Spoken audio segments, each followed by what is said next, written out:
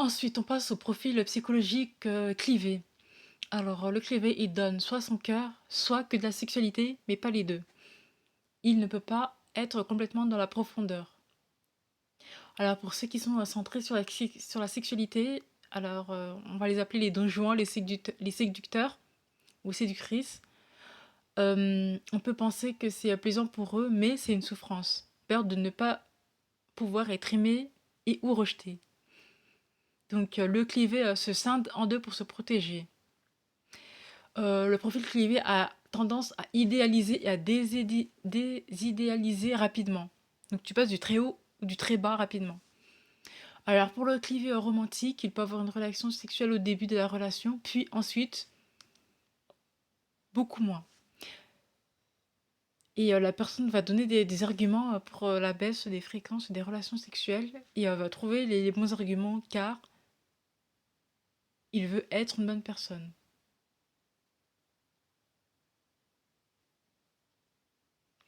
Par exemple, pour le profil clivé, il peut offrir son cœur avec une personne dans une relation amoureuse. Et pour la sexualité, il va voir quelqu'un d'autre. Mais il ne peut pas avoir les deux avec la même personne.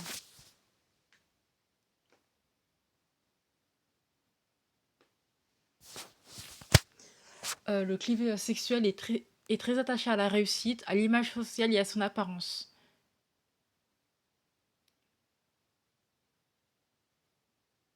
Mais au niveau cœur, c'est verrouillé. Le profil clivé sexuel aime se montrer, séduire, aime plaire, se livre peu dans une relation. Parce que si je me livre, je vais être rejeté. Pense qu'il ne peut pas être aimé dans l'entièreté de ce qu'il est. Et du coup, il va montrer quelqu'un qui réussit socialement et il est orienté vers le faire et la réussite. Le clivé est plus orienté dans l'avoir que dans l'être. Il doit prouver sa valeur car il trouve qu'il n'est pas quelqu'un de bien. Donc, pour le profil clivé, c'est soit parfait et il va être exigeant envers lui-même et envers les autres. Il a le goût de la perfection. Dès que le lien se stabilise, il se sent menacé et a peur du rejet, même si en début de relation, la clivée était impliquée. Et donc du coup, la personne va se cliver. Soit je donne mon cœur, soit je donne mon sexe, mais pas les deux. Ça peut alterner, mais pas en même temps. Donc soit sexe, soit le cœur. Et, euh,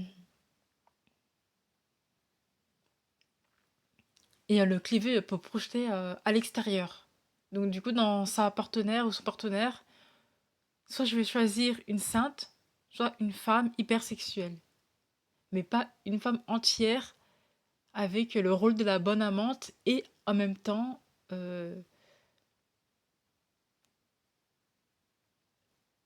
comment dire, de la bonne amante et en même temps avec laquelle il est proche émotionnellement.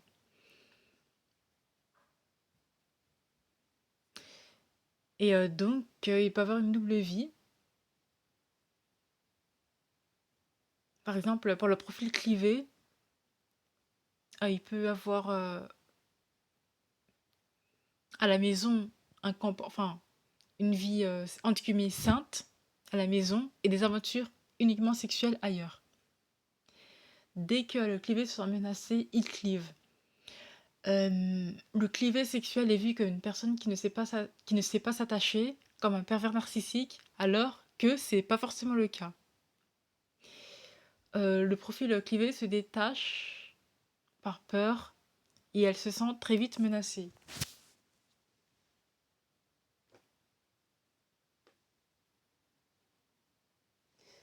Donc, comme je l'ai dit, le profil clivé a peur de tout donner, de peur d'être rejeté.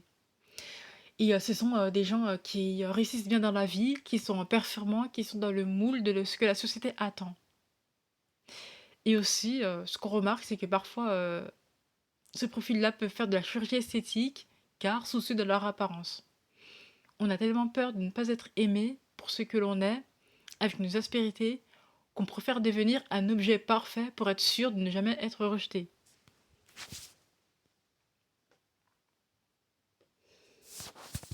Le clivé ne se trouve pas à la hauteur, mais il va montrer l'inverse. Par exemple, s'habiller de manière sexy. Le sexy est une tentative de prendre le pouvoir sur le regard de l'autre. En étant sexy, on force l'autre à être dans la réaction, désir ou jalousie. On ne subit plus le jugement, on l'oriente. Ça renforce l'idée que son vrai moi est effectivement nul et doit rester caché. C'est le cercle vicieux du manque de confiance, car la personne finit par être aimée pour son masque, pour son image. Pour le profil clivé, être une bonne personne ne signifie pas forcément avoir de l'éthique. Pour lui, être une bonne personne, c'est agir en conformité avec ce que la société attend d'un homme ou d'une femme.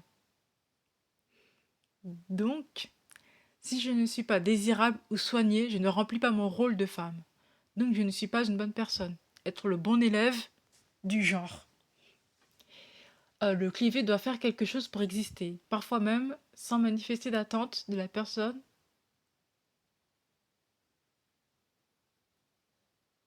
Euh, Parfois sans même qu'il y ait d'attente,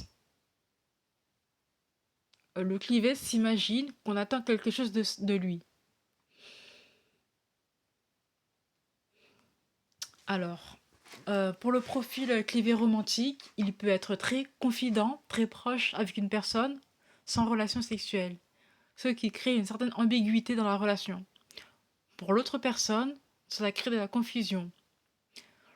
Donc, pour le profil clivé romantique, plus elle t'aime et te respecte, entre guillemets, moins elle peut te désirer sexuellement. Car cela viendrait à, entre guillemets, souiller la pureté de la relation. C'est ce qu'on appelle parfois le complexe de la madone et de la putain. Et du coup, c'est comme ça que le profil clivé romantique se sent comblé. Il a de la validation, il a de la validation et de l'attention, de l'amour, de la complicité, sans avoir à affronter ses angoisses liées à la sexualité ou à l'engagement corporel. Et c'est comme ça que le clivé romantique pense être une bonne personne car il est très présent émotionnellement. Mais pour la personne en face, elle perçoit tous ces signaux d'une relation amoureuse, regard, confidence, temps passé ensemble, mais pour la personne en face, en gros la personne elle se comporte comme très proche, comme s'ils étaient en couple sans être en couple.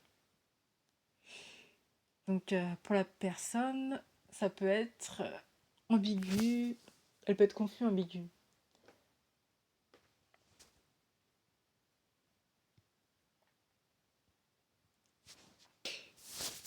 Il y a tout d'une apparence de relation amoureuse sans que ça soit une relation amoureuse justement.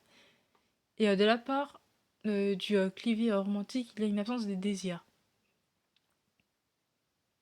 Car cela crée un sentiment d'insécurité profonde.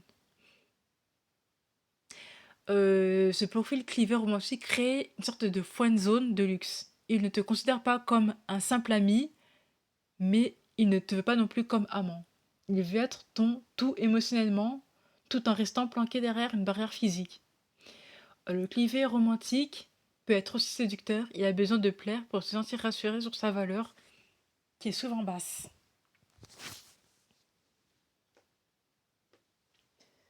Pour le profil clivé romantique, la sexualité peut effectivement devenir une procédure technique, plutôt qu'un échange émotionnel. Vouloir être une bonne personne et correspondre aux stéréotypes. La personne a des rapports sexuels parce que c'est ce qu'on attend d'un couple normal. C'est une sexualité de politesse. On donne son corps comme on ferait une corvée administrative pour maintenir la paix sociale dans le couple. Physiquement, la personne est là, mais pas psychologiquement.